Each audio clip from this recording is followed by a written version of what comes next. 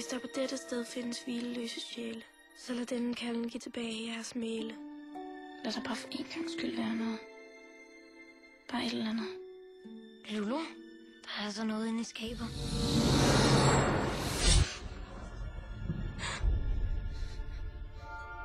Jeg tror, min lillebror er blevet besat. Besat af hvad? Tror du på det overnaturlige? Hvem er du? Hvad har du gjort ved min lillebror? Mit navn er Herman Hartmann. Jeg døde i 1873. Du er så et 35-årigt spøgelse, fanget i en lille drengs krop. Jeg er ikke den eneste afdøde sjæl her i Broby. Der er andre sjæle som mig. Jeg tror, de holder sin spad på noget, der hedder Munkøen. Der er noget derude. En ondskab, hvis lige jeg aldrig før følt. Løb.